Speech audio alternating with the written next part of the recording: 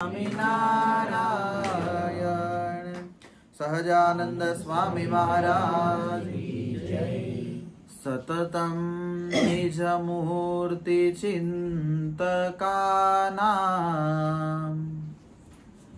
अधिकं श्वेत मनोहर प्रकाशे हृदिदर्शित रम्य दिव्य रूपं भगवन्तं तमहं हरिं नमामि। ओम अवतारिणे श्री स्वामीनारायणाय नमो नमः। ओम श्री हरि कृष्णाय नमो नमः। ओम श्री घनश्यामाय नीलकंठाय सहजानंद स्वामिने नमो नमः। बोलिए स्वामीनारायण भगवान की जय। इष्टदेव भगवान श्री स्वामीनारायण आज आपल्या मंदिराचे परमभक्त असे किशोर नेमाडे व त्यांचे सुपुत्र भावेश नेमाडे यांच्याकडे सत्संग सभा आयोजित करण्यात आली, ज्यामध्ये विराजमान भगवान स्वामीनारायण, त्यांचा नेमाडे परिवार आणि उपस्थित सर्व भगवंताचे प्रेमी भक्तगण सर्वांना जय श्री स्वामीनारायण। आज राखी पौर्णिमा, रक्षाबंधन, असं तर जो पौर्णिमाचा उपवास आहे तो आजचा आहे आणि जी पौर्णिमा भरण्यात येते ते उद्याची आहे। आपल्या हिंदू सनातन संस्कृतीमध्ये कोणती पण तिथी असो, जर सूर्य उदयानंतर लागलेली असली तर ते तिथी मोजली जात नाही।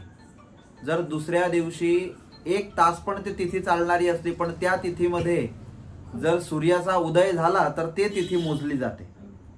म्हणजे पौर्णिमाचा जो सूर्य उदय होणार आहे तो उद्याच्या तिथीमध्ये होईल। म्हणून उद्या पौर्णिमा सर्व हरिभक्तांनी मंदिरामध्ये भरावी, वैष्णवांच्या मंदिरामध्ये भरावी आणि स्वामीनारायण हरिभक्तांनी सर्वांनी मंदिरामध्ये भरावी। पौर्णिमा भरण्याचा खूप महत्व आहे, महिमा आहे। मी सांगितलं होतं पण उद्या सकाळी सभा होईल तेव्हा आपण नक्की उद्या पुन्हा सांगेल। आज रक्षाबंधन, ज्यामध्ये भरपूर इतिहास, रक्षाबंधन राखी का बांधण्यात येते याचे इतिहास आहे।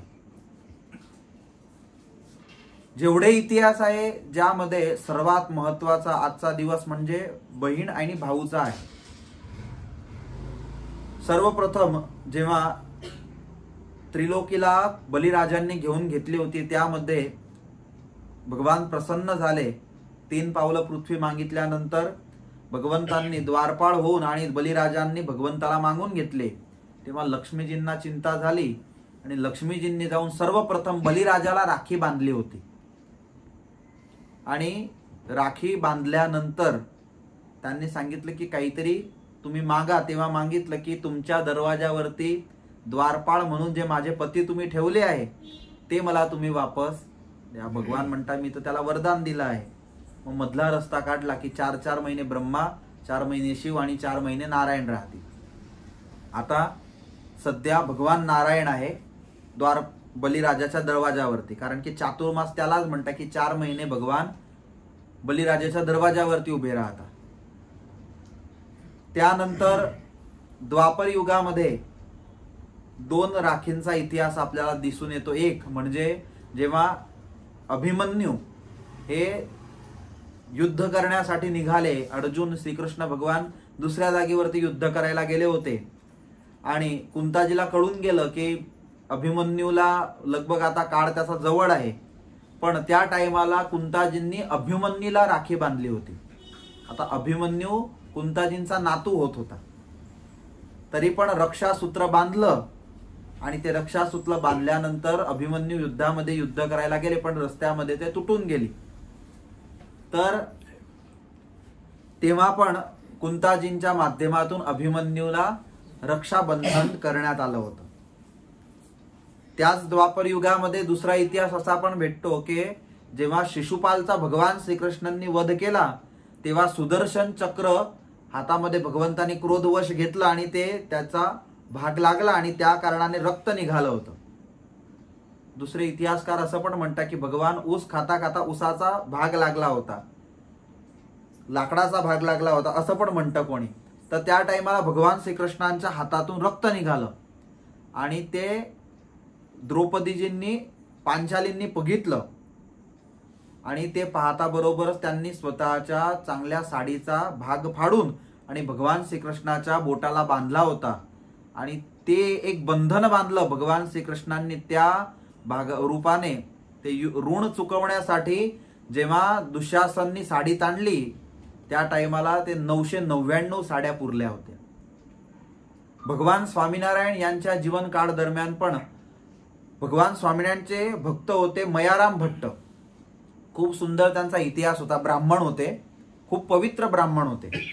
भगवान स्वामीनारायणच्या जीवन काळामध्ये सर्वात पवित्र ब्राह्मण जर कोणी असले तर ते मयाराम भट्ट होते. त्या टाइमाला फोन किंवा कोणत्या प्रकारचे व्यवस्था नव्हते, ईमेल्स नव्हते. त्या टाइमाला मयाराम भट्ट भगवान स्वामीनारायणचा पत्र व्यवहार करायचे.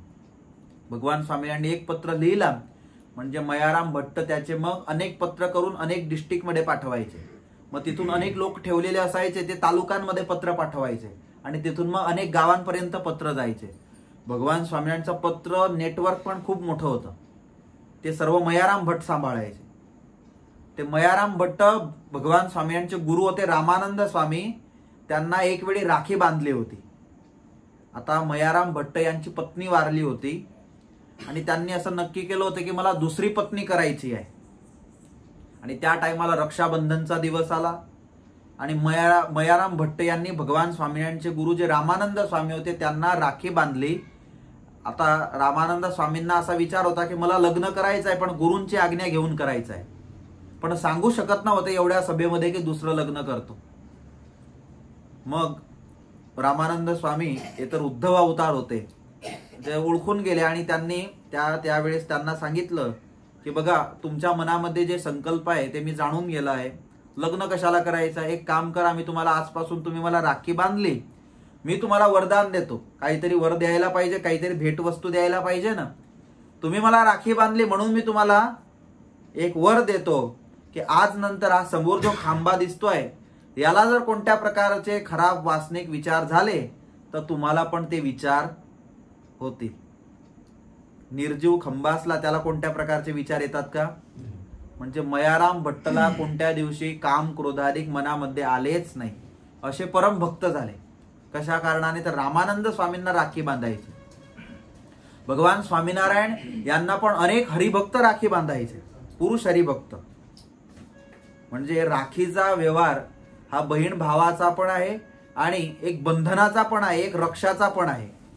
तर आज रक्षाबंधनचा असा पवित्र दिवस आहे ज्यामध्ये आज आपण सुंदर भगवान स्वामीनारायण यांच्या मुखातून निघालेली वाणी श्रवण करणार आहोत. पण त्याआधी काल आपण जे काही श्रवण केलं ते इथल्या हरिभक्तांना पण थोडं कळावं म्हणून त्याचं थोडं 2 मिनिटांमध्ये रिव्हिजन करून देतो. काल आपण हेच वचनामृत श्रवण करत होतो, करडा मध्यचं पहिलं, ज्यामध्ये मोह टाळण्याचे 3 उपाय, आत्मनिष्ठा, त्यानंतर प्रलय क्रिया आणि त्यानंतर तिसरं सांगितलं होतं भगवान स्वरूपाचा महिमा. आणि त्यानंतर सांगितलं की कोणी निर्मोही कोणाला म्हणतात की जो पंचविषय भोगवत असला तरी पण त्याला ज्यामध्ये आसक्ती नसली त्याला निर्मोही म्हटला जातो. त्यानंतर सांगितलं की असा जो असला ज्याने या 3 माध्यमातून भगवंतामध्ये प्रीती केली आहे आणि जगतामध्ये नाशवंत स्वरूप जाणलेला आहे, तसा जो असला त्याला एकनिष्ठ भक्त म्हटला जातो.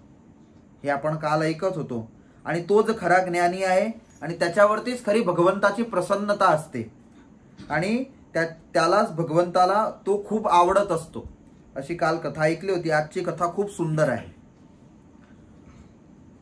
आजचं जे आहे ते समजण्यासारखं याच्यासाठी आहे की यामध्ये बसलेले दरेक हरिभक्त, ज्याप्रमाणे मुलगी 22 वर्षाची झाली, 23 वर्षाची झाली, मुलगा 25-26चा झाला, 27चा झाला की आपण विचार करतो की त्याचं लग्न करावं. लग्न झाल्यानंतर तो एकच माइंड मध्ये असतो की ही माझी पत्नी आहे आणि पत्नी असते तिला असं असतं की हे माझा पती आहे, हे नक्की असतं. यामध्ये बसलेले सर्व भगवंताचे भक्त आहे. लगभग कोणी कृष्णाला मानणारा आहे, कोणी विठ्ठलाचं भजन करणारा असेल, कोणी रामाचं भजन करणारं असेल, कोणी स्वामीनारायण भगवंताचं भजन करणारं असेल. सर्व भक्त आहे म्हणून इथे बसले आहे, नाही तर कोणी बसलं नसतं. तर यामध्ये सर्वांनी नक्की केले आहे की माझे इष्टदेव एक आहे, एक इष्टदेव आहे. जसं की स्त्रीचा पती एक असतो त्याप्रमाणे पती पण, भगवंत पण, भक्ताचा भगवान पण एक असतो. मग बाकीचे जसे घरामध्ये कोणी पाहुणे आले त्याचे सार सांभाळ ज्याप्रमाणे पत्नी घेत असते त्याप्रमाणे सर्वांना वंदन करतात, सर्वांना पूजा करतात, गणपती पण बसवतात, शिवजीची पूजाही करतात. पण आराधना जर करायची झाली, साधना करायची झाली, कोणाची करतात? तर जे इष्टदेव जे स्वतःचे नक्की केलेले आहे त्यांची ती गोष्ट आज येणार आहे. म्हणजे कथा खूप समजण्यासारखी आहे. आज एक खूप सुंदर मी आधारण स्वामीचा ग्रंथ वाचतोय, त्यामध्ये खूप सुंदर मी एक दृष्टांत वाचलं. एक दिवशी एक सासू स्वतःच्या सूनचा हात पकडून आणि श्रावण महिन्याची कथा चालू होती, कथा ऐकवण्यासाठी घेऊन गेली. कथा कोणती पण ऐकतो ना तेव्हा आपण कशी बुद्धी ठेवायला पाहिजे, पतिव्रताचीच कथा चालू होती. आणि त्यामध्ये कथा आली की द्रौपदी जी होत्या त्यांनी 5 पती केले तरी पण त्या सतीजी म्हटल्या गेल्या, पतिव्रता स्त्री म्हटल्या गेल्या, अशी कथा आली. आता या कथातून काय समजण्यासारखं होतं की द्रौपदीजींनी 5 केले तरी पण तिने पतिव्रताचा धर्म पाडला. घरी सासूबाई आल्या, सून पण आल्या. नंतर सासूबाईंनी विचारलं की सूनबाई आज तुम्ही काय शिकल्या कथातून? तो म्हणे द्रौपदीजींनी 5 केल्या होत्या, आपण पण 5 करायला पाहिजे. जास्त केला तर जास्त पतिव्रता म्हटल्या जाऊ म्हणे आपण. म्हणजे कथा जी असते त्या कथातून योग्य मार्ग आपल्याला दिसायला पाहिजे. कित्येक वेळी भगवान श्रीकृष्ण अनेक गोपिकांसोबत रास खेळले, मग मी पण 100 बायांमध्ये रास खेळायला घुसला तर ते योग्य आहे असं नाही. कारण की भगवान श्रीकृष्ण केलं होतं तर आपण करायचं असं नाही, ते भगवान होते. बराबर. भगवान शिवने विषपान केलं होतं तर आपण पण करायला पाहिजे ना. मग कारण की लोक म्हणतात भगवान शिव भांग पितात तर आपण पण पेतू, असं पण पितात ना लोक म्हणतात. आपण कोणी स्वामीनारायण भगवंताच्या आश्रित कोणी पित नाही, वैष्णव कोणी पित नाही, पण शैव भक्त असला ते भांग पितात शिवरात्रीच्या दिवशी. अथवा असे जे लोक असतात की म्हणतात भगवान शिवनी पिलं होतं आम्ही पण पिऊ. बराबर. पण भगवान शिवनं तर विष पण पिलं होतं, मग आपण पण प्यायचं का? म्हणजे भगवान जसं करतात तसं करायला नको. भगवान श्रीकृष्ण वारंवार असं सांगून गेले आहे की मी जसं केलं तसं कोणीही करू नये, मी जसं सांगितलं तसं सर्वांनी करावं. जसं श्रीमद भगवद्गीताजी मध्ये भगवान श्रीकृष्ण यांनी सांगितलं तसं करावं. भगवान स्वामीनारायण व शिक्षापत्रीमध्ये जसं सांगून गेले तसं करावं. तर आज जी कथा आहे ते स्वतःच्या इष्टदेवांची आहे. सर्वप्रथम स्वतःच्या बुद्धीमध्ये स्वतःचे इष्टदेव कोण आहे ते नक्की करावे. की माझे इष्टदेव आहे, हे माझे इष्टदेव आहे, मी यांची दररोज माळा करतो. जसे पत्नीचा पती नक्की असतो, पतीचा पत्नी नक्की असते, त्याप्रमाणे स्वतःचे इष्टदेव पण नक्की असायला पाहिजे. एक म्हातारी आजी पाण्यामध्ये बुडत होती. आता बुडता बुडता तिने गणपतीला याद केलं, हे गणपती महाराज वाचव जा. पण विश्वास नव्हता. गणपती महाराज अर्ध्यापर्यंत आले, तेवढा तिला झालं की जर गणपती येतील की नाही. तेवढा शिवजीला याद केलं, शिवजी वाचवा. भगवान शिव धावत आले. अर्ध्यात पोहोचले तेवढ्यात हे नारायण वाचव जा. 33 कोटी देव एकत्र केले म्हातारीने आकाशात, पण एकाचं पण नाव घेतलं नाही व्यवस्थित की एकला पकडून ठेवलं की कोणी वाचवेल. 33 कोटी देव कन्फ्युज झाले की आता हिला वाचवेल कोण. कारण की हे तर एक नंतर एक नाव घेते. म्हणजे आपल्याला जेव्हा दुःख पडतं, आपल्याला जेव्हा सुख येतं, त्या टाइमाला आपले एक इष्टदेव असायला पाहिजे, ज्याला आपण आपल्या सुख दुःखाच्या गोष्टी सांगू. आज जी गोष्ट आहे ती पतिव्रताची आहे. कशी? तर पतिव्रताची भक्ती. तर आज ती आपण गोष्ट ऐकूया. भगवान श्रीकृष्ण गीताजीमध्ये म्हणतात, सुरुवात तिथून भगवान स्वामीनारायण यांनी केली आहे. भगवान स्वामीनारायण जे नवीन लोक बसले आहेत त्यांना सांगतो, भगवान स्वामीनारायण या पृथ्वीवरती राहिले आणि त्या टाइमाला जे काही ते बोलले, हरिभक्तांची सभा करून, संतांची सभा करून, त्याला त्या टाइमाच्या संतांनी ग्रंथबद्ध केलं आणि ते म्हणजे वचनामृत ग्रंथ म्हटला गेला. ज्याप्रमाणे वेद पवित्र आहे, ज्याप्रमाणे वेद उपनिषद जे भगवंताच्या मुखातून निघालेले आहे, भगवान वेदव्यासजींनी लिहिले आहे, तर त्याला आपण श्रवण करतो, वाचतो, तर आपण पवित्र होतो. त्याचप्रमाणे ह्या ग्रंथाची कथा ऐकल्याने पण आपला जीवात्मा पवित्र होतो. अशी सुंदर ही कथा आहे. भगवान श्रीकृष्ण गीताजीमध्ये म्हणतात, प्रियो हि ज्ञानिनोद्यर्थ अहम सच मम प्रिय. या श्लोकाचा अर्थ इथे दिला नाहीये, पण भगवान श्रीकृष्ण या गीताजीच्या श्लोकामध्ये असं म्हणतात की ज्याला मी प्रिय आहे, ज्याला मी प्रिय आहे तो मला प्रिय आहे. जैसे के साथ वैसे. सामान्य नियम आहे आपल्या सारखांचा. तुम्ही पुरणपोळी माझ्याकडे दिली तर माझ्याकडे बनवेल तेव्हा तुमच्याकडे देईल, अशी गोष्ट आहे. तुम्ही आमच्याकडे सभाला आले तर आम्ही तुमच्याकडे येऊ. इथे असं चालू आहे सध्या. बरं, मी पाहतोय थोडं निरीक्षण मी करतो आहे. आणि ज्यांच्या बाकी आहे ते आता येत आहे की आता आम्ही तुमच्याकडे आले, तुम्ही आमच्याकडे येता. मेघा दादा म्हणून आले. आम्ही इथे नव्हतो.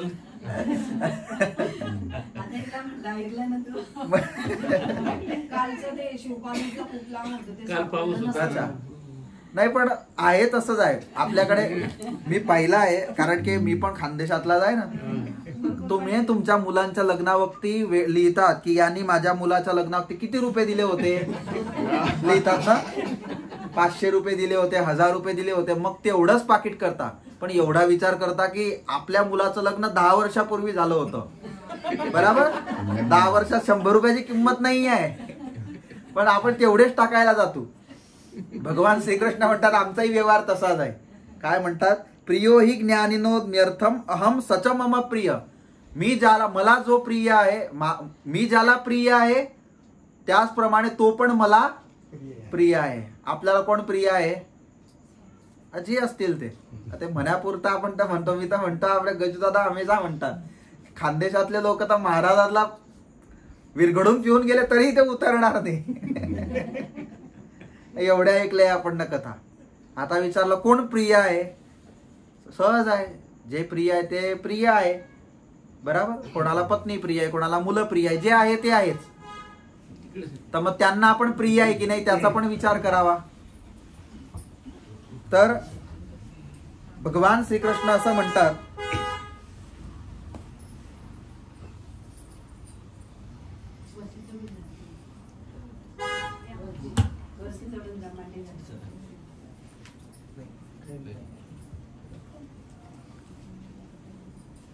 की जो मला ठेवतो त्याला मी ठेवतो, बरोबर.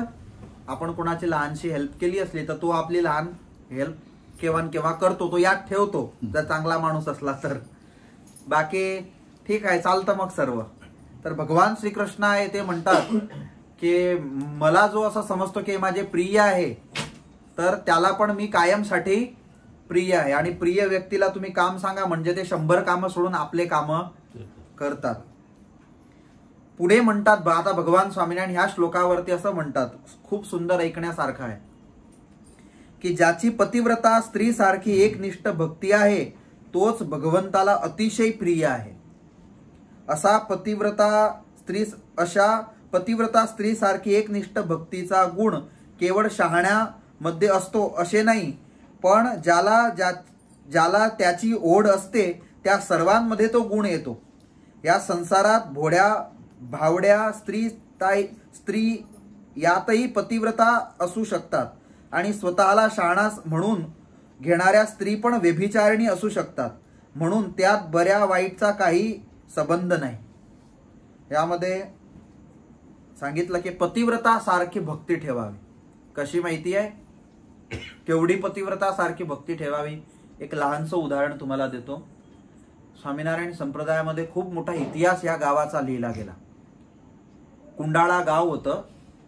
त्या कुंडाळा गावाला कलाभक्त होते.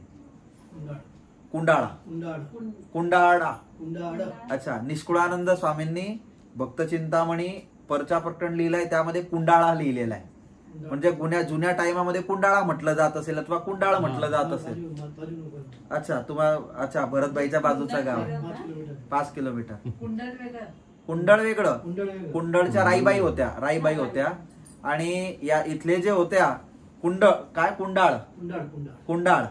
त्या गावाचे कलाभक्त झाले. आता ते कलाभक्त स्वामीनारायण भगवंताच्या गावामध्ये एक आश्रित होते. बाकीचे परिवारामध्ये कोणी सत्संगी नाही. सर्वांना भगवान स्वामीनारायणचा अभाव होता. कसा अभाव माहिती आहे? की हे भगवान नाही, अथवा हे आमच्या धर्माला तोडणारे आहे, अथवा आम्ही जे वर्षांपासून भजन करत आलो आहोत त्यांनी आमच्या भक्ताला, आमच्या परिवारातील लोकांना घेऊन घेतले आहे, आणि खूप अभाव होता मनामध्ये. आता स्वतः तर खूप व्यसनी होते, अनेक प्रकारांचे व्यसन करायचे. पण हे कलाभक्त भगवंताचं भजन करायचे. त्यांना भजन तोडवण्यासाठी अनेक उपाय केले, अनेक प्रकारांनी त्रास दिले. स्वामीनारायण भगवंताचा भक्त कधी अनेक प्रकारांचे जे अभद्र वस्तू असलो तो खाऊ शकत नाही, तसे वस्तू पण खाऊन घालण्याचा त्यांना प्रयत्न केला. तरी पण कलाभक्त त्यांनी भगवंताची भक्ती सोडली नाही. पतिव्रताची भक्ती करायची, की भक्ती करेल तर याच भगवंताची, कितीही काही झालं तरी पण मी त्यांची भक्ती सोडणार नाही. ज्याप्रमाणे भगवान स्वामीनारायण म्हणतात की पतिव्रता स्त्री असते, ते स्वतःचा पती आंधळा असला, लंगडा असला, बोलू शकत नसला, मुक्का असला, तरी पण तिच्यासाठी तर दुनियातला सर्वश्रेष्ठ जर पुरुष कोणी असला तर तो तिचा पती आहे, आणि तो स्वतःचा परमेश्वर आहे असं समजून त्या स्त्रीने स्वतःच्या पतीची सेवा करावी. भगवान स्वामीनारायण नारायण गीतामध्ये सत्संगी जीवनच्या 7व्या अध्यायामध्ये ही गोष्ट केली आहे. त्याचप्रमाणे भगवंताचा भक्त असला, किती पण त्याच्यावरती दुःख आले तरी पण त्यांनी ते दुःख सहन करून पण भगवंताला कधीही सोडू नाही. अमुक हरिभक्त असतात ना, मी एक हरिभक्त पाहिला होता, असं अख्ख्या दुनियात सांगतो मी कांदा लसूण खात नाही. मग एक दिवशी रेल्वे स्टेशनवरती गेला आणि बराबर जिथे बोगी उभी राहिली तिथे गरमागरम कांद्याचे भजे होत होते. मग त्यांनी विचार केला की आपत्काळमध्ये तर करायला सांगितलंय ना. आपत्काळाला दुःखाचे दिवस आले तर सर्व काही चालतं, आता काही भेटत नाही आहे, पण त्याच्या जाईऐवजी त्याने विचार नाही केला की पाणी पिऊन घेतो अथवा फ्रूट पण भेटत, दूध पण भेटत, पण तसा नाही. काय आवडले? कांद्याचे भजे. आणि मग इतक्या वर्षांपासून जी आराधना केली होती तर तोडून टाकली. तर यामध्ये पतिव्रताची भक्ती हे कलाभक्त ठेवत होते. आता या बाकीच्या संबंधी लोकांनी काय केलं माहितीये? आपल्या गावांकडे भरपूर वेळा असं घडतं. खूप घडणारी घटना आपल्या खानदेशामध्ये आहे, ते इकडे पण घडली. आपल्याकडे काय होतं की बांध सरकवता, शेतीतले बांध सरकवता, खूप बांध सरकवण्याची क्रिया आपल्या गावांकडे चालते. जो बांध असला तो 10-15 फूट आतमध्ये घेऊन घेता. काय असतं बांधावर? दगडच असता ना, 4-5 दगड असतात, ते सरकवून घेत असता, अथवा काही पेरणी करता करता स्वतःची पेरणी त्यामध्ये टाकून देत असता. असं भरपूर वेळा होतं. या कलाभक्त यांच्या परिवारातील लोकांनी काय केलं? काय करणार आहे, एकलाच आहे ना, एक काम करू, याची शेती घेऊन घेऊ. त्यांच्या भागाची सर्व शेती घेऊन घेतली. त्यांनी सांगितलं की बघ, भगवान स्वामीनारायणचं भजन करण्याचं सोडत असला तर शेती वापस दे तू. आणि कावे दावे करून सर्व शेती स्वतःच्या नावांवरती करून घेतली. रिअल डॉक्युमेंट यांच्याकडे असतील, पण यांनी विचार केला की मी भगवंताचं भजन सोडणार नाही. पण काय करायचं?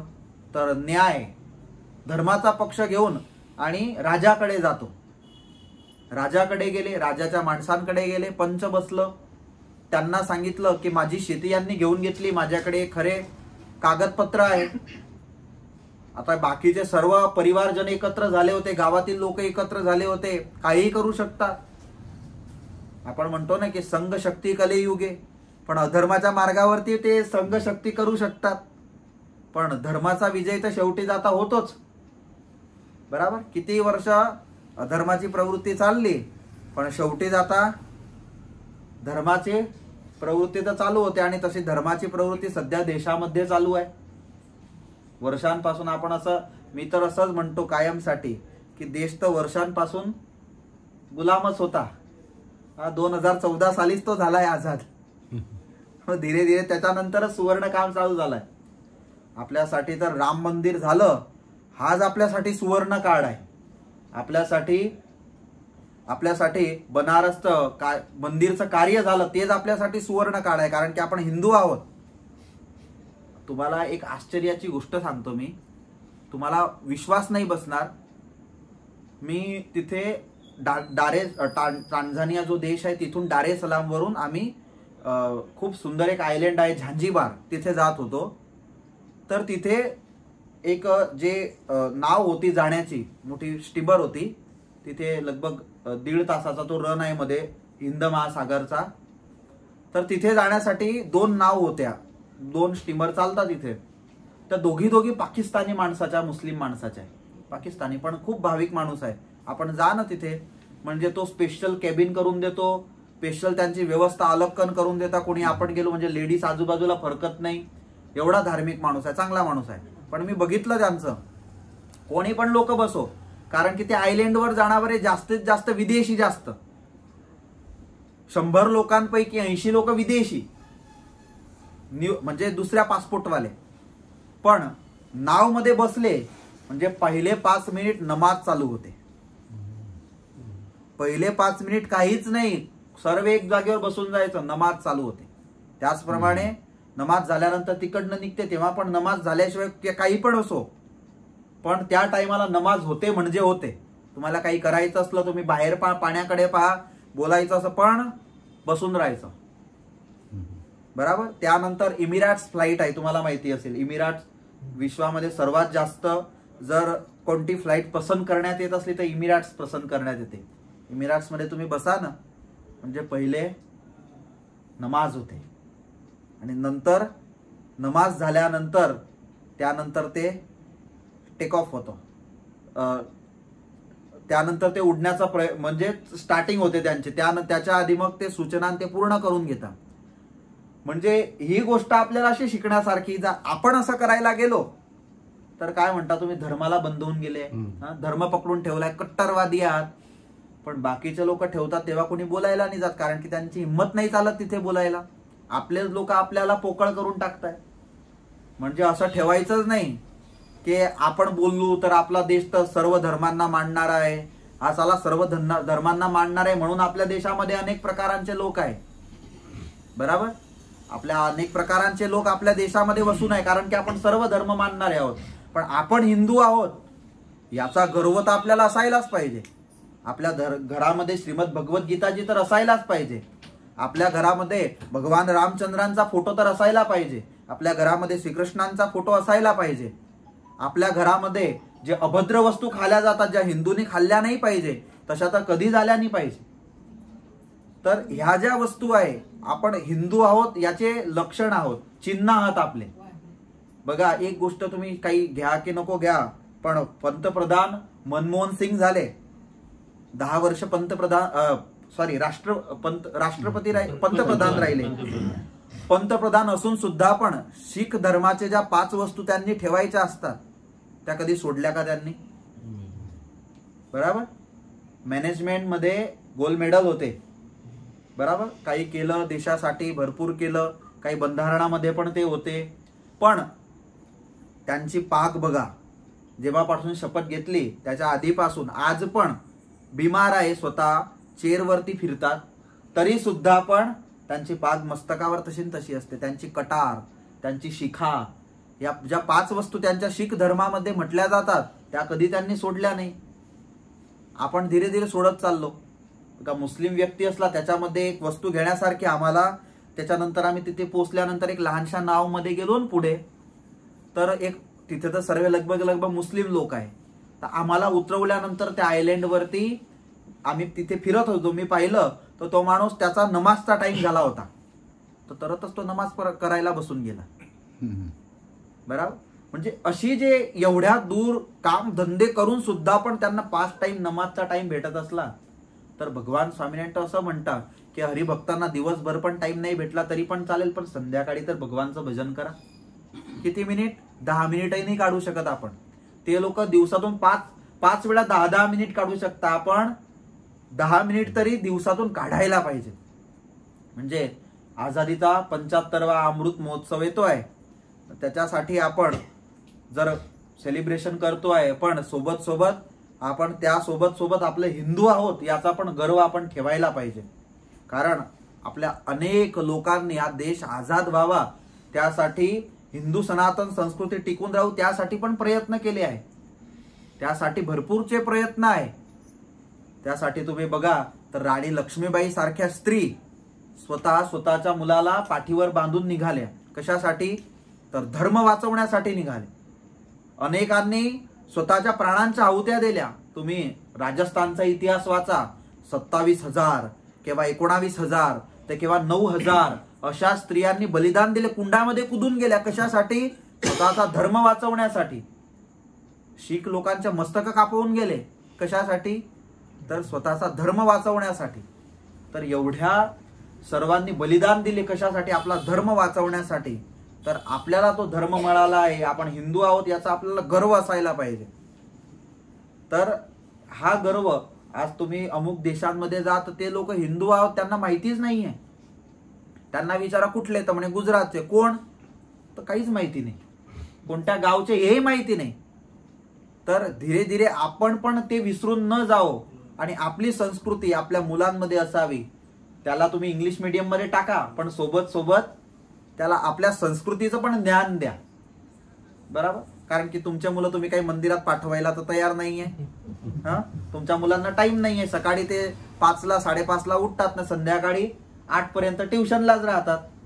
त्यांना टाइम नाहीये, मग सांगेल कोण त्यांना? म्हणून आपली संस्कृती रक्षण करायची असली तर त्यासाठी आपल्या मुलांना सांगण्याची खूप आवश्यकता आहे. आता एक कला भक्त होते, त्या कला भक्तांची जमीन घेऊन घेतली. या लोकांनी काय केलं? पैसे खाऊन दिले त्या लोकांना आणि पैसे खाऊ घातले राज्याच्या माणसांना. म्हणजे त्या लोकांनी आता मधला रस्ता तर काढावा लागेल. काय सांगितलं माहिती आहे की बघा यांच्याकडे पण कागदपत्र आहे आणि ते कागदपत्र असं म्हणताय की हे जमीन तुमची नाही, तुमच्याकडे पण आहे, तुम्ही म्हणताय आमचे खरे आहे. आता याच्यासाठी तर आम्हाला तुमची अग्निपरीक्षा करावी लागेल. काय करावी लागेल? अग्निपरीक्षा करावी लागेल. कशी अग्निपरीक्षा? तर मोठा 2 किलोचा लोखंडाचा गोळा, 2 किलो करता पण वजनदार लोखंडाचा गोळा, त्याला गरम करण्यात येईल अग्नीमध्ये आणि त्याला तुम्ही हातामध्ये उचलून आणि जेवढी तुमची जागा आहे तेवढा तुम्ही प्रदक्षिणा करायची आणि त्यानंतर तुमचे हात तपासण्यात येतील. जर हात नाही जळाले तर ती जागा तुमची. शक्य आहे का? शक्यच नाहीये. आता त्यानंतर कला भक्तला असं सांगितलं, कला भक्तला सर्व पुन्हा कुटुंबीजन भेटायला आले. कुटुंबीजनांनी सांगितलं बघा तुम्हाला जर अजून पण स्वामीनारायण भगवानला सोडायचं असलं तर सोडून द्या, पण आता पण आम्ही तुम्हाला जमीन द्यायला तयार आहे. ते म्हणता मस्तक कापावून दिलं तरी पण काय झालं, पण भगवानला सोडणार नाही. आपल्याला जर कोणी सांगितलं की एक काम करा गंध पुसून टाका तर नोकरीवर ठेवतो, बरोबर चालेल ना, काय हरकत आहे, पुसून टाकू. मग स्वामींनी विचारलं सांगून द्यायचं की बाबा नोकरीचा सवाल होता. पण त्यासाठी असा विचार करावा की मोठ्या मोठ्या भक्तांची परीक्षा झाली याच्याकरताही मोठी नोकरी लागणार असेल.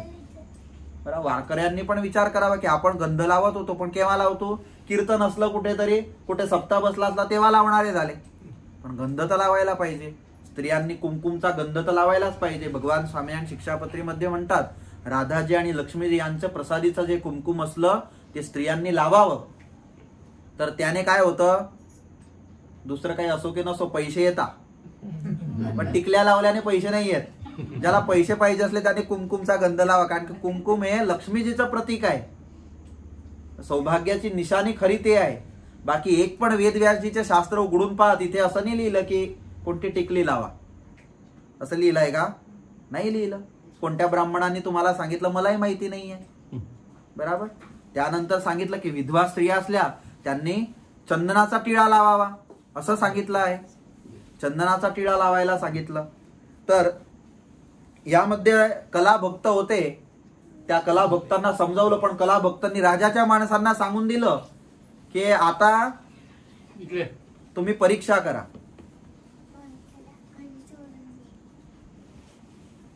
आणि परीक्षा करण्याचा 15 दिवसानंतरचा टाइम नक्की करण्यात आला. 15 दिवसानंतर सर्व एकत्र व्हा, आपण परीक्षा करू. कलाभक्तांनी भगवंताला प्रार्थना केली, आता माझी अशी परीक्षा होणार आहे. त्यानंतर धीरे धीरे दिवस जवळ आले. सर्व आजूबाजूच्या पूर्ण देशामध्ये कळालं की कलाभक्ताची अशी परीक्षा होणार आहे, आणि कलाभगतनी हो सांगितलंय. म्हणजे वाजे वाजले म्हणजे मग सांगायची गरज पडते का की बाहेर काही कार्यक्रम होतोय? ढोल वाजले म्हणजे सर्व गोळा होताच. बरोबर. आता सर्वच्या सर्व देशातील लोकांना कळालं, सर्व येऊ लागले बघायला की काय होईल इथे, नवीन काहीतरी होईल. मग त्यानंतर जो दिवस नक्की करण्यात आला होता तो दिवस जवळ आला. त्या दिवशी अग्नीमध्ये तो मोठा, आज पण तो घोडा आहे, मला याद नाही पण मी दर्शन केलंय त्या घोड्याचे. लगभग वडतालला आहे. वडताल की गडपूरला की त्यांच्या घरी आहे, त्यांच्या घरी तो गोळा आज पण आहे. तो गोळा गरम लाल करण्यात आला, ज्यामधून अग्नी निघत होता. एवढा भयंकर त्याला गरम करण्यात आला. आणि तो गरम केलेला गोळा त्यांना सांगितलं की उचला आता. तेव्हा त्या कलाभक्तांनी विचार केला की हा उचलला एवढा गरम, माझं काय होईल? उचलायची हिंमत चालली नाही. त्या टायमाला निष्कुळानंद स्वामींनी लिहिलं की भगवान स्वामीनारायण एक ब्रह्मचारीचा वेश धारण करून आले आणि सांगितलं की उचल उचल म्हणे, काय होणार आहे? तुझ्या हृदयात भगवंताची निष्ठा आहे म्हणे, उचल. पण यांना विश्वास बसला नाही, उचलायचा कसा? बरोबर. आता हा उचलायचा कसा असा विचार करू लागले. पण तेवढ्यात भगवंताला झाला की माझी निष्ठा आज पूर्ण देश इथे एकत्र झालाय, त्यांना दाखवावी लागेल. आणि त्या टायमाला अमुक मुंग्या होत्या, अमुक जीव जंतू होते, त्या गोड्यावरती चढू लागले. ते कलाभगतला दिसलं की यावरती मुंग्या चढताय, तपलेल्या गोड्यावरती, म्हणजे मला काही हरकत नाही. आणि तो गोळा होता तो हातामध्ये उचलला, आणि उचलून सर्व आश्चर्य झालं सर्वांना. आणि जेवढी त्यांची शेती होती त्या सर्व शेतीमध्ये फिरले. आणि येऊन जेव्हा सर्व राजाच्या माणसांनी बघितलं आणि तो गोळा घेऊन जेव्हा फेकला खालती जमिनीवरती, तर आजूबाजूला जे कोरडं घास होतं ते सर्वच सर्व जळून गेलं. एवढा भयंकर तपलेला गोळा उचलला तरी याला काही झालं नाही. तेव्हा राजाच्या माणसांनी सांगितलं की जमीन सर्व यांची आहे, आणि आता तुम्ही त्यांची जमीन घेऊन घेतली होती म्हणून तो दंड भरा, आणि तो सर्व जे रक्कम गोळा होईल ते कलाभगतला द्या. आणि डबलने रक्कम गोळा झाली, ते सर्वीचे सर्वी कलाभगतला परिवारजनांनी द्यावी लागली. परिवारजनांनी पण स्वामीनारायण संप्रदायाला स्वीकार केलं. निष्कुळानंद स्वामी म्हणतात कोणी भक्त असला त्याला ही गोष्ट कळेल, बाकी ज्याला भगवंताविषयी श्रद्धा नसली त्याला ही गोष्ट पण खोटी वाटेल. आणि हा तर हजारो लोकांनी स्वतःच्या डोळ्यासमोर बघितलेला प्रसंग आहे. पण मला दृष्टांत यासाठी हे द्यावं लागलं की त्यांना पतिव्रताची भक्ती होती. बरोबर. पतिव्रताची भक्ती होती म्हणून गोळा उचलू शकले. ते ज्या भगवंताचं भजन करत होते त्याच भगवंताचं आपण पण करतोय ना, त्याच भगवंताचं करतोय. पण चुल्यावरती गॅसवरती जर तूप गरम करता करता चमची गरम झाली तरी पण आपण ते उचलू शकत नाही. हे खरी आहे. दररोज मी यज्ञासाठी गरम करतो तर आपल्याला ते गरम वाटते, पण तशी आपल्याला भक्ती असायला पाहिजे. कला भगत सारखा विश्वास असायला पाहिजे, मला पण ना तुम्हाला पण. म्हणजे भगवान म्हणतात की तशी पतिव्रताची भक्ती, जशी स्त्रीला स्वतःच्या पतीविषयी भक्ती असते, पतीच हा परमेश्वर, तसा भगवंताच्या भक्ताला पण स्वतःचे जे इष्टदेव असले, राम असो, कृष्ण असो, विठ्ठल असो, स्वामीनारायण असो, त्यांच्याविषयीची पतिव्रता सारखी भक्ती असावी. माझे दुःख दूर करतील हेच भगवान करतील, आणि मला सुख देणारे पण हेच भगवान असतील. मग त्यानंतर ते कोणाकडे पण दोरे धागे करायला जात. ज्याला पतिव्रताची भक्ती असली तो कधी दुसरीकडे भगतकडे जात नाही. त्याला मग दुसऱ्यांवरती विश्वास नसतो, त्याला भगवंतावरती विश्वास असतो. आणि ज्याला भगवंतावरती विश्वास असतो त्याला दुसरीकडे कुठेही जाण्याची गरज पडत नाही. त्यानंतर सांगितलं की पतिव्रता स्त्री असली, असं नाही की पतिव्रता स्त्री असली ते शहाणीच असायला पाहिजे, शिकलेलीच असायला पाहिजे.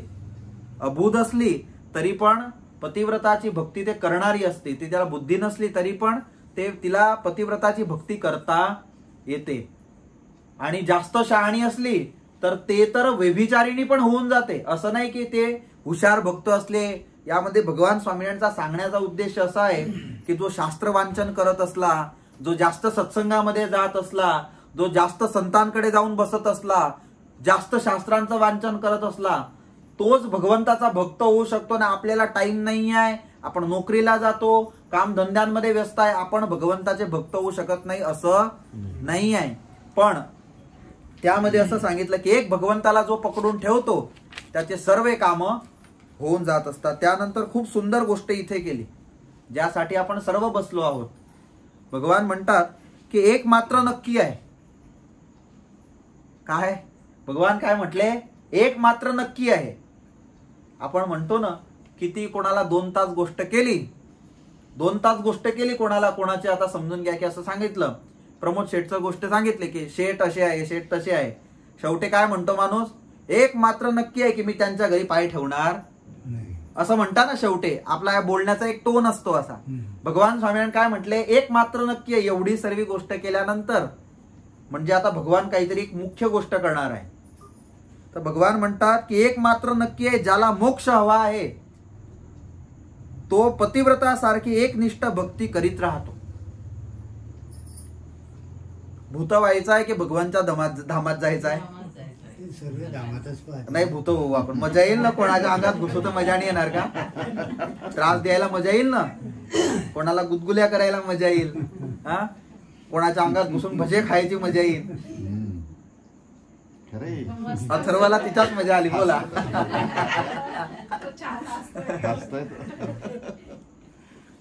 भूताचं असं म्हटलं गेलं आहे, कित्येक लोक असं म्हणतात की मजा येईल हो भूतामध्ये, कुठेही फिरू, कोणाच्याही अंगात घुसू.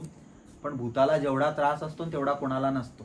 सारंगपूरला जेव्हा अंगात येता ना, हा, तेव्हा पाणी पाणी करता. हनुमानजीचे दूध जसं मारता असे झोडता. असं म्हटलं आहे शास्त्रांमध्ये की सोयीचं नाक, सोयीचं जे लहानसा पुढचा आणीचा भाग असतो, आपला गळा केवढा मोठा आहे? केवढे मोठे गळा आहे? एक गुलाबजामुन खाल्लं तर डायरेक्ट पोटात जाईल एवढा मोठा गळा आहे आपला. सुईच्या नाका एवढं भूताचा कंठ असतो. तो पाणी पिऊ शकत नाही आणि त्याला पाणी प्यायला गटरीचं पाणी तो पिऊ शकतो, बाकी शुद्ध पाणी तो कधीही पिऊ शकत नाही. म्हणून तो कोणाच्या अंगात आला म्हणजे मग पाणी पितो. आलं लक्षात? म्हणजे जेवढा त्रास भूताला आहे तेवढा कोणालाच नाही. कारण की त्यांनी स्वतःचं जे जीवन कार्यामध्ये पाप कर्म केले म्हणून. आणि ज्याला असं वाटत असलं की या खोट्या गोष्टी आहे तर मग जेव्हा मरसाल तेव्हा पाहून घे जा. खरीच गोष्ट आहे. आता काय सांगायचं आहे तुम्हाला? आणि तरी पण असं वाटत असलं की आपल्याला अजून काही भगवंताने दुःख दिलाय तर ICU मध्ये जाऊन ये जा. आणि त्यात पण सिव्हिलची ICU असली त्यामध्ये जा, तेव्हा कळेल की काय यातना असतात. म्हणजे त्यामध्ये पण सुख नाही. ते जेवढे दुःखी आहे तेवढं कोणीच दुःखी नाही. म्हणून हमेशा भगवंताच्या धामामध्ये जायचं आहे, मोक्ष पाहिजे आहे असा एक ध्येय ठेवावा. शास्त्रांमध्ये भगवान वेदव्यासजींनी असं लिहिलं आहे की मी जेवढे सर्व शास्त्र लिहिले, एक श्लोक त्यांनी लिहिला आहे की जेवढे मी सर्व शास्त्र लिहिले त्या सर्व शास्त्रांचा सार जर एक यामध्ये जर लिहायचा झाला, सर्व शास्त्र वाचून एक सार जर ठेवायचा झाला तर असं लिहिलं की ध्येयो नारायणो हरी. की जर काही करायचं असले सर्व शास्त्र वाचून, सर्व शास्त्र ऐकून तर एक नक्की करण्यासारखं आहे की आपले ध्येय स्वरूप भगवंताला ठेवण्यासारखे आहे. तर यामध्ये सांगितलं की ज्याला मोक्ष हवाय त्याने पतिव्रता भक्ती करावी. कशी पतिव्रता मी सांगितली, याच्या आधी जी गोष्ट केली त्याप्रमाणे. असेही उत्तम व वाईट विषयांसंदर्भात जी मोहबुद्धी झालेली असते ती काही अल्प वेळेस अर्थात घाई गर्दीत एकच दिवसात नाश होणारी नसते. आजच्या सर्वांना मोहबुद्धी तुटणार पण नाही आणि तोडायची पण नाहीये. कुठे गर्दी करता मंदिरांमध्ये? बरोबर ना? खरीच गोष्ट आहे. म्हणून करत नसते. हा, आता यांना सर्वांना साधू केले तर जेवणाचं बनवता येतं का तुम्हाला? शिकी जातील का? मग आता तुम्हाला तुमचे कपडे धुता नाही येणार. नयन स्वामी जरा कपडे सुकवून द्या असंही म्हणशाल तुम्ही तर यामध्ये सांगितलं की मोह हा एक दिवसात तुटत, कोणाला एक दिवसामध्ये वैराग झाला असं नाहीये. भगवान स्वामीनारायणच्या वेळेस एक प्रसंग खूप सुंदर लिहिलाय, समजण्यासारखा प्रसंग आहे की भगवान स्वामीनारायण जेव्हा पृथ्वीवरती होते त्या टाइमाला एक मुलगा लगभग 30 वर्षाचा असेल, भर युवानी, लग्न झालं 22 वर्षाचा असताना आणि 8-10 वर्ष झाले म्हणजे मग ते मेथीची भाजी झाली त्याची. त्या दिवशी सांगितलं होतं मी, तशी मेथीची भाजी झाली. दिवस दररोज ते म्हणजे मग त्याला असं झालं की आता काय राहायचं सोबत. एक दिवशी भयंकर झगडा झाला आणि त्याने सांगून दिलं की आता हा मुलगाला ना, हा पण तू वागव आणि मी जातो म्हणे आता गडपूर आणि साधू होऊन जातो म्हणे. तुला करायचंय ते कर म्हणे तू आता, कारण की झगडा झाला होता याच्या करता तर ते सुखी आहे म्हणे. काही डोकं दुखी आहे का संध्याकाळ झाली म्हणजे? काहीच डोकं दुखी नाही, कुठेही फिरा कुठेही जा. तर आला गडपूरला. भगवान स्वामीनारायणला म्हणता खूप चांगलं काम केलं म्हणे तुम्ही, एवढ्यांना साधू करून टाकलं. गैर टेन्शन आहे लग्न करून, सर्वात दुःखी दुनियात आम्ही म्हणे लग्न करणारे. खूप चांगलं केलं म्हणे, यांना तुम्ही सोडवून टाकला संसार असं भगवान म्हणतात. ते म्हणतात मलाही तुमच्या सोबत साधू होऊन जायचं. ठीक आहे म्हणे, एक काम करा, आता तुम्ही लक्ष्मीवाडीला राहा. लक्ष्मीवाडी माहिती ना, तिथे राहा म्हणे. तिथे थोडं सेवा करा, जेव्हा टाइम येईल तेव्हा आम्ही तुम्हाला बोलवून घेऊ. आता धीरे धीरे 15-20 दिवस झाले. एकादशीचा दिवस आला. एकादशीच्या दिवशी धीरे धीरे आता हा एक दिवशी तिथे गेला, नदी आहे तिथे आंघोळीला गेला. आता दादा खाचरची एक दासी होती, ते स्वतःच्या लहानशा बाळाला घेऊन आणि नदीवरती कपडे धुवायला आली. त्या स्त्रीला पाहिली, त्या लहानशा बाळाला पाहिलं आणि याला स्वतःची पत्नी याद आली आणि स्वतःचा बाळ याद आला. मग विचार केला की बिचारी काय करत असेल माझ्याशिवाय. आणि मग त्याच टायमाला भगवानकडे आला. भगवान म्हणता आम्ही तुम्हालाच बोलवणार होतो, चला आज दिवस चांगला आहे म्हणे, हो घेऊन घ्या लाल कपडे म्हणे. भगवानला तो म्हणतो बघा की आपल्याला व्हायचंच आहे, पण एक शेवटची भेट करायला जायचं आहे. शेवटचं भेटून येतो म्हणे आणि मुलालाही पाहून येतो. भगवान म्हणता ठीक आहे जा. भगवानलाही माहित पडून गेलं की हे कंपनी वापस येणार. गेली आणि ते गेल्यानंतर आले नाही, म्हणजे त्या तसा पण वैराग्य होतो. पण भगवान म्हणता की एक दिवसामध्ये मोह सुटत नाही, त्याच्यासाठी दररोज झगडे करावे लागतात घरामध्ये तर सुटतो. तसं होतं का? तर आपण हे जे परिवार सभा आयोजित केली आहे त्याचं येताच बरोबर त्यांना सांगितलं, म्हटलं कोणी येवो की नको येवो, पण या सभाचं प्रयोजन एकच आहे की ज्यांच्या घरी आपण सभा करतोय त्यांच्या परिवारामध्ये सुख शांती येवो आणि त्यांच्या कानी भगवंताचे शब्द पडो आणि इथे आलेले हरिभक्त धून करो. त्या कारणाने घरामध्ये सुख शांतीचे वातावरण, हाच आपला या परिवार सभेचा उद्देश आहे. म्हणजे कोणाच्या घरी हरिभक्त आले नाही आले तर मनामध्ये हे ठेवायचं नाही. आपण गोळा तर करायचं, मग नाही सांगितलंय स्वामींनी मग नाही आले तर चालतील असं नाही करायचं. आपल्याकडे आयोजन केलंय बघा, लोमेश दादाकडे आयोजन झालं तर कसे त्यांनी 80-90-100 लोक एकत्र केले, बरोबर. लखुदादा पूर्ण दिवस काम करता पण त्यांनी पण चांगल्या प्रकारे तिथे मंदिरामध्ये आयोजन केलं. इथे आहे पहिल्या वेळेस आपण इथे सभा आयोजित केली, पण पहिल्या वेळेस पण इथे तुम्ही पूर्ण घर भरून बसले आहात आणि सर्व प्रेमाने कथा ऐकत आहात. कोणी मोबाईल खालते बसले बसले खेळत नाहीये, सर्व प्रेमाने कथा ऐकताय. तर यामध्ये सांगण्याचं असं आहे की एक दिवसामध्ये कोणाला पण मोह सुटत, एक दिवसामध्ये कोणी कलेक्टर होऊन जातं का सर? एक दिवसात कोणाला अशी इच्छा झाली की मला IAS अधिकारी होऊन जायचं तर होऊन जाणार आहे का? तो नाही होणार आहे. कोणाला अशी इच्छा झाली की एक दिवसामध्ये मला पंतप्रधान होऊन जायचं तर होऊन जाणार आहे का? नाही होणार. त्याच्यासाठी काय करावं लागणार आहे? मोदी शाह त्यांच्याशी संपर्क ठेवावे लागणार आहे. आपल्याला काही तिकीट नको आहे. तर असे उत्तम वाईट जे आहे ते एक दिवसामध्ये सुटत नाही, ती तर हळूहळू परिश्रमाने नाश होते. उदाहरणार्थ एक उदाहरण दिलंय, खूप सुंदर उदाहरण आहे. यामध्ये कोणी कोणी विहिरीवरून पाणी ताणलंय? जे जुने लोक असतील, जेव्हा नळांची खालती आठवून द्या, नळ जेव्हा नव्हते त्या टायमाला विहिरीवरून पाणी ताणायचं ना. मग त्याच्यानंतर ते चक्कर आलं, चाक, त्याच्यावरती दोरी असायची, मग ताणायची. त्याच्या आधी काय होतं? नाही, त्याच्या आधी पाणी ताणण्यासाठी त्याच्या आधी असं होतं. मी तुम्हाला सांगतो, इथे जे उदाहरण दिलंय त्याप्रमाणे सांगतो, म्हणजे 200 वर्षापूर्वीची गोष्ट असू शकते, की त्याच्या आधी स्त्रिया दगड ठेवायच्या, काळा दगड असायचा चिकन, आणि त्यावरती दोर ठेवलेला असायचा. म्हणजे तो दोर ताणायचा, म्हणजे ताणता वेळेस ते सरळ जायचं, दोर ताणता वेळेस.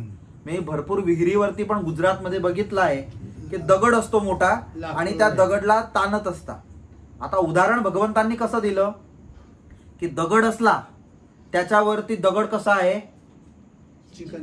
चिकन आहे, पण कसा आहे? कडक आहे. आणि त्यावरती जो दोर आहे तो कसा आहे? मुलायम आहे ना. पण दररोज त्या दोराने स्त्रिया पाणी ताणतात, म्हणजे ताणून ताणून ताणून त्या भागामध्ये निशाण पडतात की नाही? पडतात. पण तुम्ही जर विचार केला की लोखंडाची साखळ घेतो आणि 1 दिवसामध्ये निशाण पाडतो, ते 1 दिवसात पडतात का दगडावरती? नाही पडतात. पण मऊ दोरा असतो, पण दररोज पाणी ताणलं जातं, त्या कारणाने त्याच्यावरती पण निशाण पडून जात असतात. भगवान स्वामीनारायण म्हणतात त्याचप्रमाणे दररोज अभ्यास केल्याने मोह तुटतो. तो कोणाला तोडायचा आहे? पण ते बरं आशा आहे ना त्याच्यासारखं. ते तर काठी घेऊन त्या गाडीचा दरवाजा, पायरी नाही चढता आली तरी पण काठीनं वरती चढायचं, किती पॅसेंजर आले ते मोजायचे, तोपर्यंत आपल्याला काम करायचं आहे. बरोबर? काठीनं दरवाजा वाजवायचा, बराबर बस झाले सर्वेमध्ये. हा, पुण्याला जाते आहे. रात्री झोप नाही आली तर मुलाला सांगून द्यायचं, तू झोप शांती कर, आता मी फोन सांभाळेल, कोणाचे फोन आले तर उठवतो तुला, गाडीला काही झालं तर. रिटायर तर कोणाला व्हायचंच नाहीये. घरातले सर्व म्हणत असले रिटायर व्हा, तरी पण नाही व्हायचं आहे. आता तसं करा, वृद्धाश्रमाचे प्रमुख बनवू आपण त्यांना. तरी पण म्हणतील परेश दादा जरा गाडी पाठव जा, आपण यांना वडताल घेऊन जाऊ दर्शनाला. मग आता वडताल आलो जाय तर गडपूर पण जाऊन येऊ. हा, मध्ये धोलेरा आहेच.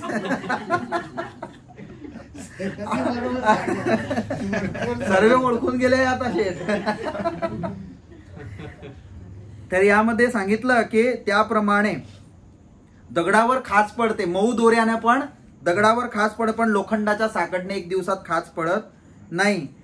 तो म्हणून जो आपल्या कल्याणासाठी प्रयत्नशील आहे त्याने विषयात आसक्ती ठेवू नये, त्या विषयाबद्दल व्याकुळ होता कामा नये.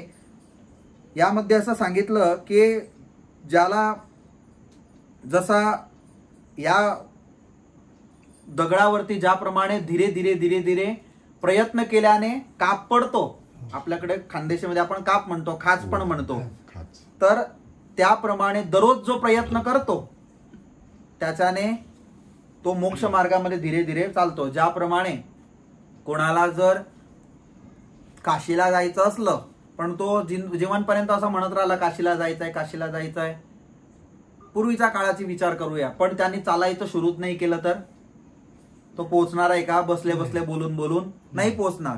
पण त्यांनी दररोज फक्त 10-10 किलोमीटर पण चालायचं सुरू केलं तर तो धीरे धीरे करता करता पोहोचू शकतो. त्याप्रमाणे भगवान म्हणतात की प्रयत्न केल्याने होतात, एकदम सुटणार नाही, पण धीरे धीरे धीरे धीरे भगवंत रस्ता बदलायचं म्हणताय. 2 रस्ते, इकडला आणि इकडला, इकडनं रिटर्न निघायचं आणि इकडल्या रस्त्यावर जायचं आहे असं सांगितलंय भगवान स्वामीनारायण यांनी. पुढे पण खूप सुंदर आहे, एक लहानसं वाचून याच्या संदर्भात आहे, नंतर मग पूर्ण करू. भगवान श्रीकृष्ण गीताजी मध्ये म्हणतात, पुन्हा भगवंतांनी यामध्ये उल्लेख केला, अनेक जन्म सिंसिद्ध ततो याति पराम गती. आपले मोठे गुरु भरपूर वेळा या श्लोकाची व्याख्या करतात. यामध्ये असं सांगितलं की अनेक जन्म संसिद्ध ततो याति पराम गती, म्हणून नेहमी असा विचार करीत राहावा की या जन्मात जितका प्रमाणात विषयातून मोह नाहीसा करता यावा तितका निश्चय करायचा आहे. तरी पण असे करीत असताना यदा कदाचित मोह राहिला पण तर दुसऱ्या जन्मात टाळायचा आहे. पण मी भगवंताचा भक्त आहे म्हणून मला नरक 84 मध्ये अर्थात नरक वासात आणि 84 लाख जन्मात अजिबात यायचे असं नक्की करायचं सांगितलं. बरोबर. रिटायर झाल्यानंतर पार्ट टाइम भेटेल की नाही ते नंतरचा विषय आहे. पण इथे असं सांगितलं की काय नक्की करायचं की मला या जन्मानंतर नरकात जायचं. नरक कसं आहे माहिती ना. एक दिवशी तुम्हाला नरकाची कथा सांगायची स्पेशल. नरकामध्ये कसे दुःख असतात. कारण की असं म्हणतात की जोपर्यंत दुःख तुम्हाला येत नाही तोपर्यंत सुखाची व्याख्या कळत नाही. म्हणून नरकामध्ये काय असतं अलग अलग अलग अलग दिलाय सर्व. मी एक वेळा कुठेतरी वर्णन केलं होतं. हरिगीतामध्ये पण भगवान स्वामींनी घनश्याम महाराजांनी भक्तिमाताला सांगताना नरकाचं वर्णन केलंय. आणि निष्कुळानंद स्वामींनी यमदंड ग्रंथ लिहिलाय. ज्या यमदंड ग्रंथावरती आपल्याला कथा करायची. एक वेळा यम कोणी पापी जीव असला आणि त्यांनी कोणते पाप केले तर कोणत्या तेलामध्ये फ्राय करतात असं लिहिलंय. हा कोणत्या कुंडात टाकतात ते ऐकण्यासारखं आहे खूप. तर यामध्ये सांगितलं की धीरे धीरे ह्या जन्मात हो की पुढच्या जन्मात हो पण ते सर्व मला नाश करायचा आहे आणि नरक 84 मध्ये जायचं नाही. अशा प्रकारचा भगवत भक्तांनी निश्चय करावा. कोणी सांगितलं भगवत भक्तांनी निश्चय करावा. बाकीचे दुनियामध्ये तर चालतात आहे. मग ते त्यांनी पण भगवंताची भक्ती केली तर मग या चिमण्या कुठे जातील नाही माकोडे कुठे जातील मग त्यांचे कमी होऊन जाईल वस्ती. ते तर चालूच राहणार आहे. पण भगवत भक्तांनी काय करावं तर निश्चय करावा की मला नरक 84 मध्ये जायचं नाही. असा निश्चय जो करतो तो भगवंताचा भक्त आहे आणि तो भगवंताच्या धामामध्ये जातो. सहजानंद स्वामी महाराज की जय. हरिकृष्ण महाराज की जय. लक्ष्मीनारायण देव की जय. राधा कृष्ण देवनी जय. गोपीनाथजी महाराजनी जय. नरनारायण देवनी जय. विघ्न विनायक देवनी जय. कष्टभंजन देवनी जय. आज आपण सर्वांनी इथे सत्संग सभा केली. आपल्या मंदिराशी असे तर आपले हरिभक्त त्यांच्याशी जोडले होते. आपले किशोर नेमाळे भावेश नेमाळे त्यांच्या आई. पण धीरे धीरे या शेवटच्या 2 वर्षामध्ये 1.5 वर्षामध्ये चांगल्या प्रकारे सत्संगाशी जोडले. आपण सर्व हरिभक्त इथे बसले आहे. यांनी सर्वांनी प्रार्थना करावी की यांच्या परिवारामध्ये अशी न अशी कायम भजन भक्ती वाढत राहो अशी सर्व हरिभक्तांनी आपण मिळून प्रार्थना करायची. त्यांच्यामध्ये जसा भाव आहे जसा आज भगवंताविषयीचा स्नेह आहे तसा कायम वृद्धीला पावत राहो असा त्यांनी आपण सर्व हरिभक्त मिळून संकल्प असा भगवंताला प्रार्थना करावी. दुसरं की आपण जी परिवार सभा करत आहोत यामध्ये आपण हे वरतालवरून वचनामृत मागवले. मराठी वचनामृत आहे. आज यांच्या इथे आपण परिवार सभा करायला आलो म्हणजे यांना काहीतरी आपण मंदिराचा नियम द्यायला पाहिजे ना. असा नियम देऊया की मंदिरासाठी पण त्यांच्याने भजन भक्ती होईल आणि त्यांच्या परिवारासाठी पण त्यांना सुख शांती लाभेल. तर आज आपण सर्व हरिभक्त ज्यांच्याकडे पण सभा करू त्यांना एक नियम द्यायचा की हे जे वचनामृत ग्रंथ आहे यामध्ये आज मी जे वाचलं अशा खूप सुंदर सुंदर गोष्टी यामध्ये केलेल्या आहेत. या ग्रंथाला वाचल्यानंतर तुम्हाला अध्यात्म मार्गामध्ये आणि संसारिक मार्गामध्ये कोणत्याही प्रकारचे प्रश्न राहणार नाही. दरेक प्रश्नाचे समाधान यामध्ये लाभतील असा सुंदर ग्रंथ आहे. तर दररोज फक्त 5 मिनिट. किती मिनिट? 5 मिनिट. तुम्हाला काही समजलं नाही तर मला फोन करायचा. बरोबर की आज ही गोष्ट आली आम्हाला कळाली नाही जरा समजवा आम्हाला. तर मला जसा समय अनुकूलता असेल त्याप्रमाणे मी तुम्हाला त्या टायमाला समजवून देईल. पण दररोज यामध्ये प्रश्न उत्तर प्रमाणे पूर्ण ग्रंथ लिहिला गेला आहे. म्हणजे एक प्रश्न वाचायचा आणि त्याचं पूर्ण उत्तर भगवान स्वामी यांनी काय दिलं ते वाचायचं. आणि वाचल्यानंतर झोपण्याच्या आधी फक्त झोपले झोपले विचार करायचा की आज आम्ही काय ऐकलं. आणि डेली केव्हा वाचायचं? जे सर्व हरिभक्त आहे ज्यांना मी हा ग्रंथ दिला आहे अथवा देणार आहे तर जेवण झाल्यानंतर टीव्ही चालू करण्याच्या आधी 5 मिनिट काढून हा वाचायचा. बरोबर. जे इथे आहे तुम्ही जे परिवारामध्ये मोठे असले त्यांनी वाचावा अथवा डेली एक जणांनी वाचावा आणि सर्वांनी ऐकावा. आणि खालती बसून वाचावा. बरोबर. खालती आसन टाकून बसल्यानंतर आणि सर्व मग आसनाशिवाय जो वाचणार आहे त्याने आसनावरती बसावं आणि हा ग्रंथ कधी पण जमिनीवरती ठेवू नये. जेवढा आपल्यासाठी वेद ग्रंथ पवित्र आहे तेवढा हा ग्रंथ पवित्र आहे, कारण भगवान बोललेली वाणी या ग्रंथामध्ये आहे. म्हणून या ग्रंथाला व्यवस्थित जागेवरती ठेवावं. आणि ग्रंथ ऐकण्यामध्ये खूप लोक विचारतात की हा ग्रंथ वाचावा की नाही घरामध्ये, हा ग्रंथ श्रवण करावा की नाही. दरेक ग्रंथ वाचण्यासाठीच बनवले आहे आणि आपल्या वाचण्यासाठीच बनवले आहे. म्हणजे कित्येक वेळी असा विचार करतो सुतकामध्ये वाचावं की नाही, पण ग्रंथ वाचायलाच पाहिजे. पुस्तकं तर जास्त करून वाचायला पाहिजे. आपल्या समाजामध्ये अशी एक परंपरा होती की जेव्हा कोणी वारायचं त्या टाइमाला ते 12-13 दिवस कोणत्याही प्रकारची चर्चा न करता आणि गरुड पुराण असो की भागवत जी असो ते वाचायचे आणि बाकीचे सर्व ऐकायचे नियम होता. आज पण जेव्हा कोणी हरिभक्त मोठे वारतात किंवा हे होतं तेव्हा संत नियम देतात की दररोज अर्धा तास धुवून करजा, अर्धा तास हा ग्रंथ वाचन करजा. आपल्या गुजरातमध्ये परंपरा आहे ही. आपल्या सत्संगी लोकांमध्ये कोणी वारल्यानंतर ते लोक कधी पण संध्याकाळी एकत्र झाले म्हणजे गप्पा गोष्टी करत नाही, एक वचनामृत वाचतं अथवा कोणाला वाचता येत नसलं तर कोणाला तरी बोलवता गावातून आणि त्याला सांगतात तुम्ही वचनामृत वाचा. कारण की जो वारलेला जीवात्मा असतो जोपर्यंत तुम्ही त्याची उत्तर क्रिया करता तोपर्यंत तो जीवात्मा तुमच्या घरात राहतो आणि तो पाहतो की हे लोक माझ्यासाठी काय करताय, हे लोक माझ्या मागे काय करताय, दुसऱ्यांचे निंदा करताय की भजन भक्ती करताय. भजन भक्ती करत असले तर प्रेमाने तो जातो, नाही तर मग थांबतो. बरोबर. मग म्हणतो की पितृदोष नडता आम्हाला. तर ते याच्यासाठी 13 दिवस पर्यंत तर सर्वांनी विशेष ज्ञानेश्वरी जे वारकरी असले त्यांनी वाचन करावे. भागवतजी तर सर्वसामान्य ते वाचन करावं. गीताजीचा एक अध्याय तरी वाचन करावा. पण आज तुमच्याकडे ही सभा आहे तर दररोज तुम्ही हा ग्रंथ एक वाचन करावा. आणि हा पूर्ण ग्रंथ वाचल्यानंतर तुमच्या जीवनामध्ये परिवारामध्ये तुम्हाला आधी जे लहान मोठे प्रश्न असतील ते सर्व सॉल्व्ह होतील असा हा ग्रंथ आहे. म्हणून आज तुम्ही असा हा नियम घ्यावा. आता आरतीच करून घ्या, नंतर मी तुम्हाला देतो. चला आरतीसाठी